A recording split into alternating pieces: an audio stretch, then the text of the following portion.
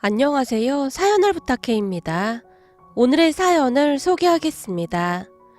어느 저녁 집에 돌아온 남편이 눈치를 보며 슬금슬금 제 옆에 자리를 잡고 앉았어요. 그런 행동이 수상쩍어서 남편을 노려보며 물었습니다. 또 무슨 말을 하려고 슬금슬금 앉는 거야? 우리 마누라 눈치 한번 빠르다니까. 사실 당신한테 할 말이 있는데 말이야. 뭔데? 설마 또 출장 가는 거야? 순간 제가 눈까지 치켜뜬 채 남편을 바라봤어요. 아니야. 출장이 잦아서 회사까지 옮겼는데 출장은 무슨 출장을 가. 그럼 뭔데?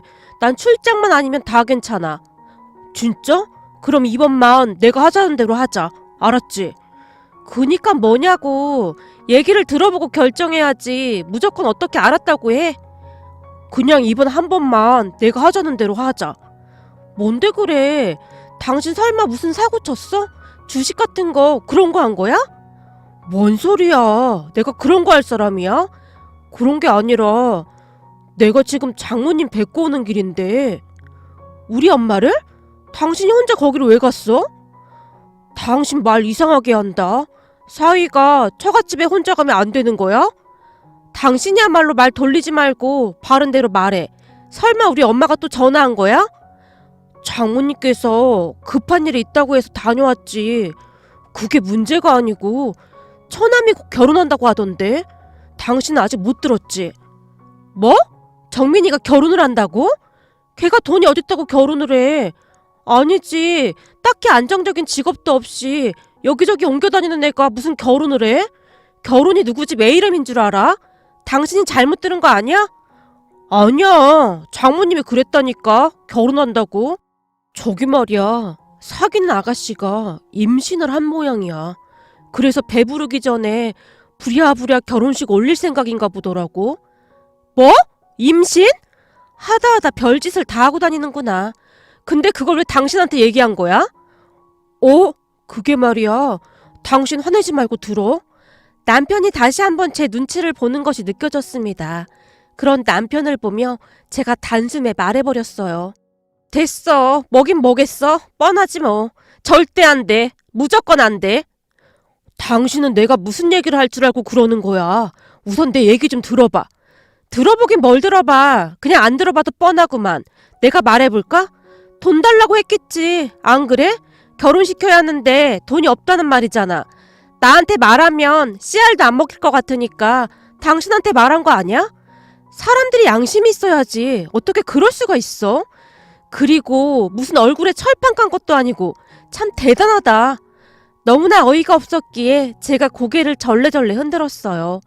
제 행동에 많이 놀란 듯 남편이 제 눈치를 보느라 어쩔 줄을 몰라 했습니다. 그런 남편을 보며 마음이 더욱 아프기만 했는데요. 결혼 전 친정 부모님께서 남편의 부모님, 그러니까 시부모님이 안 계시다며 무시 아닌 무시를 하곤 했거든요. 특히나 엄마는 첫 인사를 하러 온 남편을 향해 쓴소리를 멈추지 않았을 정도였어요. 우리 귀한 딸을 부모도 없는 자네 같은 사람한테 보내게 될 줄 누가 알았겠나. 부모라는 존재가 있는 것만으로도 참 든든한 존재거든. 자네도 생각해보게나. 힘들 때마다 부모님이 생각나지 않나? 그런데 그런 부모가 없다는 게 엄청 약점이다 그 말이야. 라는 말도 서슴지 않고 했을 정도였으니까요. 그런 엄마의 말에 저는 그저 기가 막힐 뿐이었는데요. 그렇다고 해서 우리 부모님이 딱히 제게 뭘 잘해준 것도 없었거든요. 아니죠. 오히려 제게서 뭔가를 빼앗아갈 궁리만 하던 분들이었다고 해야 할까요? 그러니까 이런 것들이었습니다. 아버지는 하지도 않는 사업을 한다는 명목으로 돈을 보태라고 압박을 하는 건 아무것도 아니었고, 친정 부모님과 동생 생활비까지 달라고 아무렇지도 않게 손을 벌리곤 했거든요. 물론 가족이니까 그러한 돈 정도는 줄 수가 있었어요. 하지만 친정가족들은 제가 벌어온 돈으로 생활을 하면서도 그 돈을 아주 함부로 쓰곤 했습니다. 제가 매달 20일 날 생활비를 주곤 했는데요. 생활비를 받은 다음 날 셋이서 맛집을 찾아다니며 음식을 먹거나 쇼핑하기 바빴거든요. 물론 저는 빼고 말이죠. 왜냐하면 저는 그 집안의 돈줄이었기에 그냥 돈만 벌어다주는 용도였으니까요. 그런데 제가 더욱 기가 막혔던 것이 친정 가족들은 제가 준 생활비를 며칠 만에 흥청망청 써버리고는 또다시 손을 벌리곤 했습니다.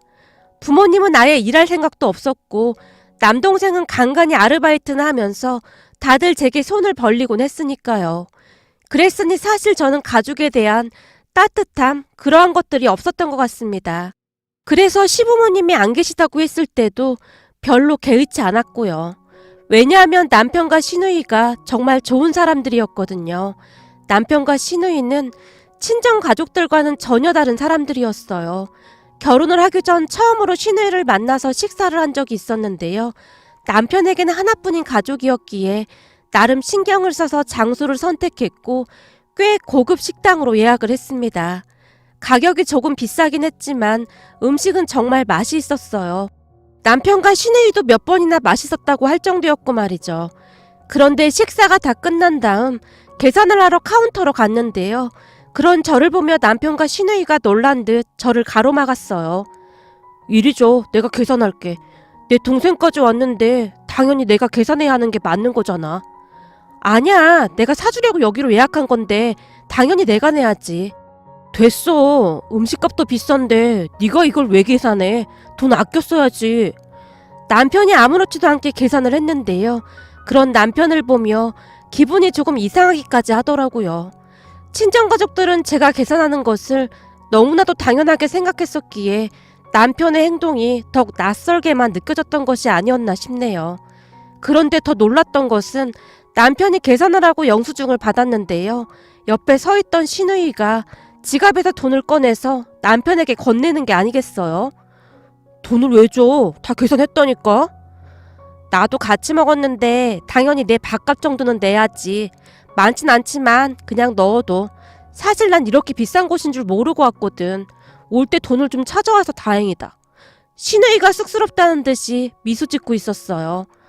괜찮아. 오빠 그 정도 능력은 돼. 얼른 넣어둬. 능력이 되긴 뭘 능력이 돼. 오빠 앞으로 결혼도 해야 하고 돈 들어갈 일이 얼마나 많은데 돈 아껴 써야지. 오빠가 앞으로 가장인데 정신 바짝 차리고 살아야지. 뭐야? 조그만 게 못하는 말이 없다. 내가 조그맣긴 뭘 조그만해. 나도 이제 엄연한 직장인이라고. 평소 절약이 몸에 배어있던 시누이가 밥값에 보태라고 돈을 내놓는 모습이 저는 그저 신기하기만 했습니다. 그렇잖아요. 우리 친정 가족들과는 너무나 다른 모습이었으니까요. 그런데 그 뒤에도 시누이는 그렇게 착할 수가 없었어요. 우리가 결혼할 때도 제 손에 500만 원이라는 돈을 쥐어주기도 했거든요. 시누이가 회사에 입사한 지 얼마 되지 않았을 때라 그 돈이 얼마나 큰 돈인지 너무나도 잘 알고 있었기에 제가 그 돈을 돌려줬는데요. 언니, 우리 부모님이 살아계셨으면 더 잘해주셨을 텐데 이거밖에 못 드려서 정말 죄송해요. 라며 시누이는 한사코 제게 돈을 건넸습니다. 그리고 저는 시누이의 그 마음이 그렇게 예쁘고 고마울 수가 없었어요. 제가 결혼한다고 했을 때 우리 친정에서는 어떻게든 제 돈을 조금이라도 더 뜯어가려고 눈에 불을 켜고 있었거든요. 다른 집 애들은 40살이 다 돼서 결혼한다고 하던데 넌 뭐 한다고 그렇게 일찍 결혼하려고 난리야. 그러니까 조금만 더 있다 결혼해도 돼. 왜? 내가 결혼해버리면 이 집 돈줄이 없어질까봐 그래? 넌 무슨 말을 그렇게 하니? 돈줄이라기보다는 네가 없으면 우리가 힘들어지는 건 사실이잖니. 네 아빠랑 내가 직장에 있는 것도 아니고 거기다 네 동생도 아르바이트나 하고 있고 사실 너 없으면 우리가 어떻게 살아. 그니까 네가 조금만 더 있다가 결혼하면 좀 좋아. 요즘은 결혼 안 하고 사는 사람도 많다고 하던데 안 하면 더 좋고. 다들 나한테 왜 이러는 거야? 나도 살아야 할 거 아니야. 거머리도 아니고 진짜 왜 이러는 거야? 내가 너 평소에도 참 인정머리 없는 건 잘 알고 있었지만 이렇게까지 싸가지 없는 줄은 진짜 몰랐다. 다 필요 없고 결혼하고도 우리 생활비는 그대로 다 줘야 해. 그것만 약속하면 우리도 더 이상 뭐라고 안 하마. 뭐? 생활비? 내가 왜 그래야 하는 건데? 나도 이제 결혼하면 가정이 생기는 건데 우리 가족 챙겨야지. 내가 왜 생활비를 못해? 이제 엄마 아빠도 나가서 일하고 정민이도 빨리 일자리 구하라고 해. 나 결혼하면 생활비 다 끊을 거니까. 너 지금 농담하는 거지? 아니 하루아침에 생활비를 끊어버리면 우린 어떻게 살아? 그걸 왜 나한테 물어? 그래서 미리 말하는 거 아니야. 결혼식 하려면 몇 달 남았으니까 다들 직장 알아보라고. 언제까지 나만 바라보고 살 생각이야? 아무튼 나도 더 이상은 못하니까 그런 줄 알아. 사실 이 정도면 나도 할 만큼 한 거잖아. 그러니까 그렇게 알고 있어. 제가 그 어느 때보다 단호하게 말을 했습니다. 언제까지나 제가 친정 가족들을 먹여 살릴 수는 없는 노릇이었으니까요. 하지만 엄마는 제 말을 들은 척도 하지 않았습니다. 그리고 결국 저는 친정 가족들에게 주던 모든 생활비를 단숨에 끊어버렸어요. 그 바람에 집안이 난리가 났었는데요. 우리가 이만큼 키워놨더니 네가 지금 부모를 버리겠다 그 말인 거냐? 이런 불효막심한 거사. 그러고도 네가 인간이냐? 사람이라면 부모가 힘들다는데 챙겨야 하지 않느냔 말이야. 엄마가 제게 달려들어 마구마구 흔들어댔어요. 거기다 아버지도 이성을 잃은 채 방방 뛰고 난리도 아니었는데요. 네가 결혼을 해? 웃기는 소리 하지도 마. 우린 네 결혼식장에 참석도 안 할 테니까 한번 잘 해보던지. 라며 아버지가 가소롭다는 듯이 비웃고 있었거든요. 결국 저는 대충 짐을 싸서 친정을 나와 남편과 시누이가 살던 집으로 들어갔습니다. 잠시도 친정에 있고 싶지가 않았거든요. 물론 그 뒤에도 친정 부모님이 몇 번이나 쫓아왔지만 저는 그저 모른 척 할 뿐이었어요. 그리고 친정 가족들이 우리 결혼식에조차 참석하지 않겠다고 통보해왔기에 우리는 정말 가까운 지인분들 몇 분만 모셔놓고 작은 결혼식을 올렸습니다. 결국 친정 가족들은 결혼식에 참석을 하지 않았습니다. 저를 그냥 돈줄로만 생각하고 있었던 것이 확실했던 것이죠. 그 뒤 저는 친정 가족들과 완전히 연을 끊고 살았어요. 제가 돈을 보내지 않은 다음부터 친정 가족들도 연을 끊어버렸고요. 그렇게 저는 남편과 시누이가 살던 집에 들어가서 신혼을 시작했습니다. 처음에 시누이가 나가서 혼자 살겠다고 했지만 제가 그런 시누이를 말렸습니다. 그때 당시에 남편이 다니던 회사가 출장이 워낙 많았기에 혼자 있는 날이 많았거든요. 출장을 가게 되면 수당 같은 게 나온다며 남편이 자진해서 출장을 가기도 했으니까요. 집에 혼자 있는 날이 많았기에 시누이가 옆에 있어주는 게 큰 힘이 되었습니다. 조금 전에도 말씀드렸지만 시누이는 참 예의 바르고 착한 사람이거든요. 우리가 얹혀 사는 거라고 몇 번이나 말을 했지만 시누이는 매달 생활비를 보태곤 했어요. 거기다 우리 아들이 태어나고부터 육아도 참 많이 도와줬고요. 시부모님께서 시누이 고등학교 때쯤 돌아가셨다고 하는데요. 그래서 그랬는지 시누이는 그 누구보다도 가족을 소중하게 생각했습니다. 회사가 끝나면 곧장 집에 들어와서 조카를 보거나 집안 살림을 돕곤 했거든요. 제 친구들조차도 저런 시누이가 어디 있냐며 감탄을 할 정도였어요. 네가 친정복은 없는데 시댁복은 있나 보다. 세상에 네 남편이랑 저런 시누이가 어딨냐? 니네 집에 올 때마다 딴 세상에 와 있는 것 같아. 어느 날 놀러온 친구가 감탄하며 말했어요. 우리 친정 가족들이 제게 어떻게 했는지 친구들도 다 알고 있었거든요. 우리는 그렇게 아들이 커가는 모습을 지켜보며 행복한 시간을 보내고 있었어요. 그러다 어느 날 친정엄마가 저 몰래 남편과 연락을 하기 시작한 모양이었는데요. 사는 게 진짜 힘들었던지 눈물 콧물 다 빼며 남편에게 매달렸다고 하네요. 마음 여린 남편은 그런 친정 부모님을 내치지를 못했고 저를 설득하고 또 설득했습니다. 그냥 최소한의 자식 도리만 하자고요. 그렇게 친정 가족들과 연락 정도만 하면서 지내고 있었습니다. 하지만 지금 생각해보면 친정 가족들은 다 계획이 있었던 것 같았어요. 그러니까 제 남동생이 결혼을 해야 하는데 돈이 없어서 다시 연락을 해왔던 게 아닌가 싶습니다. 연락하고 지낸 지 2달 만에 다시 본색을 드러냈으니까요. 그날 친정에 다녀온 남편의 말에 따르면 제 남동생이 결혼을 해야 한다는데 이미 여자가 임신 중이라고 했어요. 그런데 딱히 돈도 없고 그렇다며 남편에게 돈을 좀 보태라고 했던 모양이었어요. 남편의 말을 듣고 있던 제가 놀라서 물었어요. 설마 우리 돈 있다고 말한 거 아니겠지? 그게 말이야, 급하다고 하시는데 어떻게 없다고 잡아떼겠어? 잡아떼긴 뭘 잡아떼. 우리 돈 없는 건 사실인데 우리 돈 없으니까 쓸데없는 소리 하지도 마. 없긴 왜 없어. 그거 있잖아. 당신이 매달 모으고 있는 돈. 당신 미쳤어? 그 돈이 어떤 돈인지 당신도 알고 있잖아. 내 동생이야. 바로 결혼할 것도 아니고 하니까 우선 처남부터 결혼시키고 보자는 거지. 예비 처남댁이 임신까지 했다는데 저렇게 둘 수는 없잖아. 그니까 그걸 왜 우리한테 말하는 거냐고. 절대 안 돼. 그 돈 아가씨 결혼할 때 보탤 돈이야. 내가 우리 아가씨 시집갈 때 보태주려고 힘들게 모은 돈인 거 당신도 잘 알잖아. 제발 정신 좀 차려. 지금 시부모님도 안 계셔서 아가씨한테는 우리밖에 없어. 한마디로 당신이랑 내가 아가씨 부모나 매 한 가지다 그 말이야. 그런데 그런 소리를 하고 있어? 아니, 장모님이 내 손을 꼭 붙들고 통곡까지 하시는데 내가 어떻게 모른 척할 수가 있겠어. 당신이 단단히 착각하고 있는 것 같은데 그거 악어의 눈물이야. 우리 엄마 아버지 돈만 챙기고 그 뒤로 다시 남처럼 행동할 사람들이야. 내가 한두 번 당한 줄 알아? 그니까 두 번 다시 그런 말 꺼내지도 마. 그럼 어떡해. 장인 장모님께 이미 돈 있다고 말씀드렸는걸. 그건 내가 알아서 할 테니까 당신은 다 잊어버려.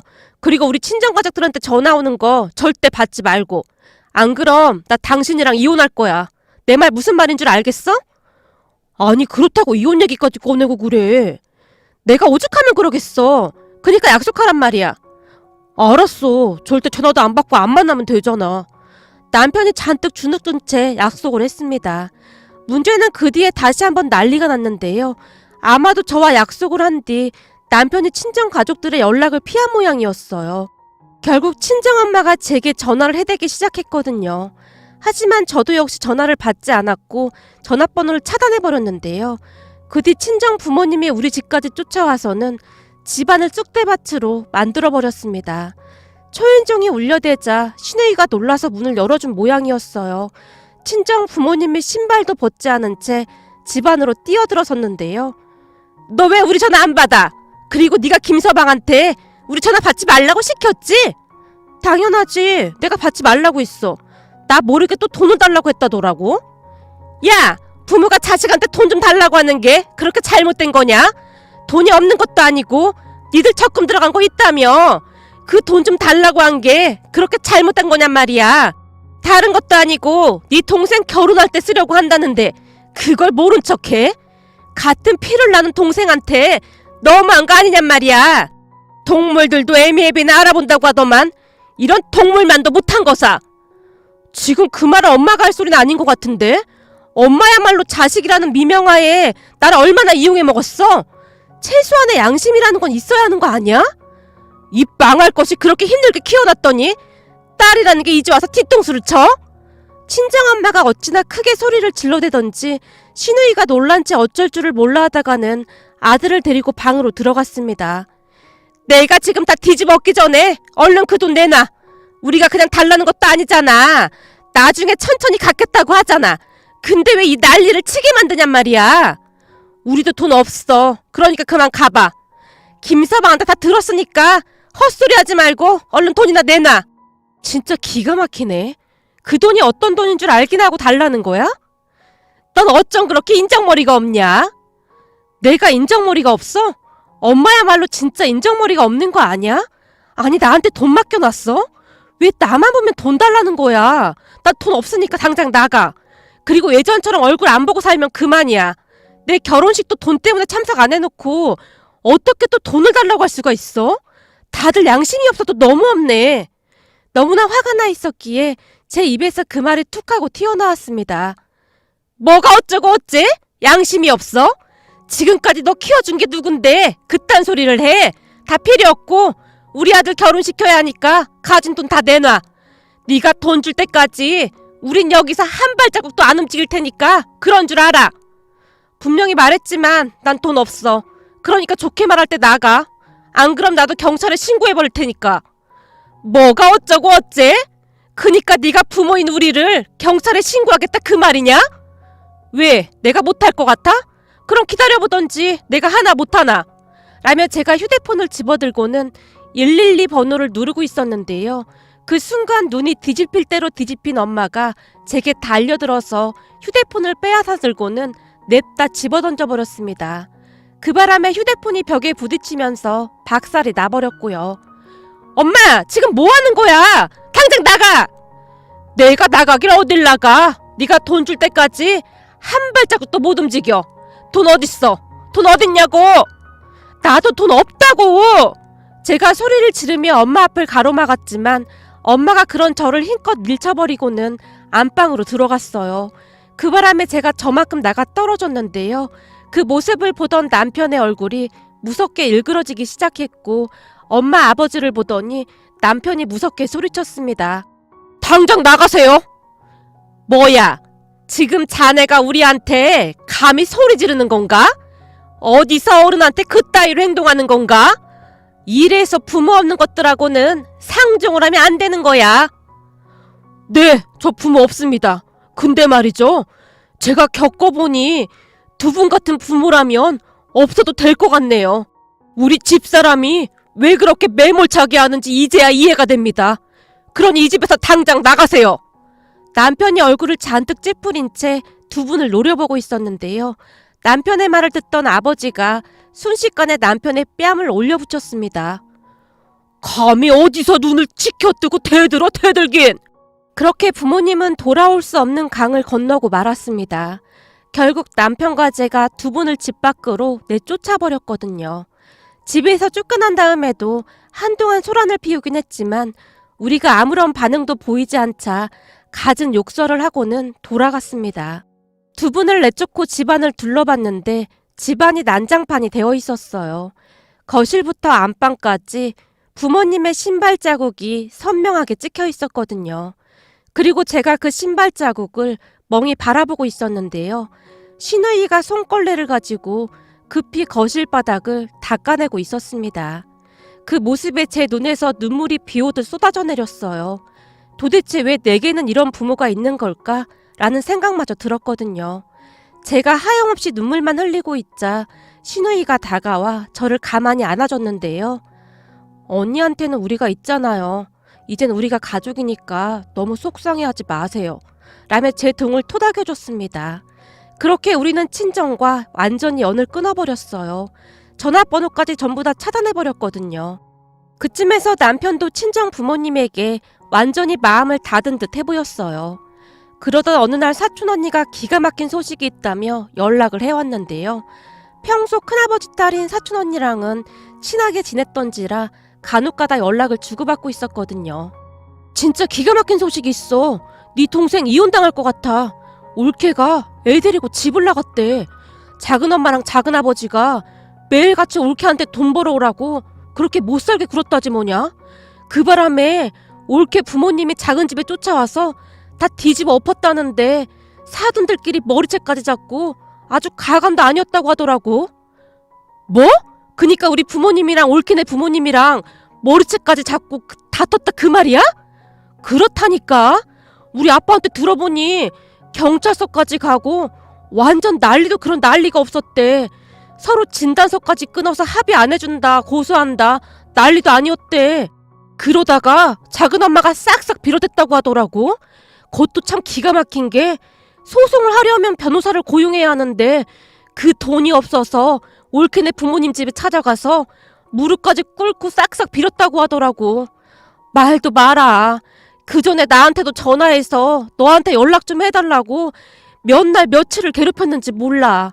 아마도 너랑 나랑은 연락하는지 알고 있었겠지.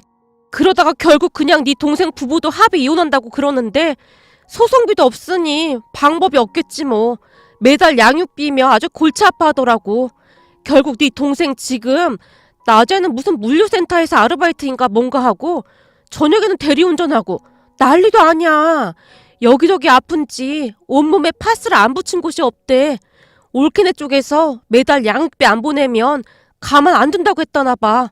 거기다 작은엄마도 식당일 다니고 있고 작은아버지는 지방 어디서 외국인 노동자들하고 같이 농사일을 하면서 돈 번다고 하더라고. 뭐? 농사일? 그래, 우리 아빠가 소개해준 모양이더라고. 근데 친척들도 다들 속이 시원하다고 하고 있어. 평생토록 네 등골 빼먹다가 아주 잘 됐다고 말이야. 그니까 너 절대 너네 집 식구들하고 연락할 생각도 하지 마. 사촌 언니가 한동안 말을 하다가는 전화를 끊었는데요. 한심하다 못해 기가 막히다는 생각만 들었습니다. 그 뒤에도 우리는 친정과 일체 연락을 하지 않고 살고 있습니다. 하지만 저는 전혀 미안하다거나 안쓰럽다는 생각이 조금도 들지 않았어요. 그 정도면 저도 할 만큼 했다는 생각만 들었거든요. 그리고 우리 가족은 지금 잘 지내고 있습니다. 제가 시누이를 위해 적금을 들어가고 있다는 걸 알게 된 시누이가 얼마나 눈물을 흘렸는지 모른답니다. 언니, 뭐하러 그렇게 했어요? 제 앞가림 제가 해요. 아가씨, 제 평생 소원이 뭐였는지 모르죠? 살면서 누군가 제 보호자가 있었으면 했어요. 대학교도 제가 직접 벌어서 졸업했고 부모님한테 생일상 한 번을 받아본 적이 없었어요. 그래서 제가 결혼할 때 마음속으로 다짐한 게 있어요. 우리 아가씨는 내가 보호자가 돼서 잘 챙기겠다고요. 그러니까 어디 가서 기죽지 말고 당당하게 행동해요. 알았죠? 우리가 해줄 수 있는 건 다 해줄 테니까요. 언니, 저는 괜찮아요. 그러니까 너무 걱정하지 마세요. 라고 말하던 시누이 눈에서 눈물이 뚝뚝 떨어지고 있었어요. 사실 시누이를 위해 모아놓은 돈이 절대 적은 돈은 아니었지만 저는 그 돈이 하나도 아깝지가 않답니다. 그동안 제가 알고 있던 가족이라는 사람들은 호시탐탐 제 돈만 가져갈 궁리만 하는 그런 사람들인 줄 알았는데요.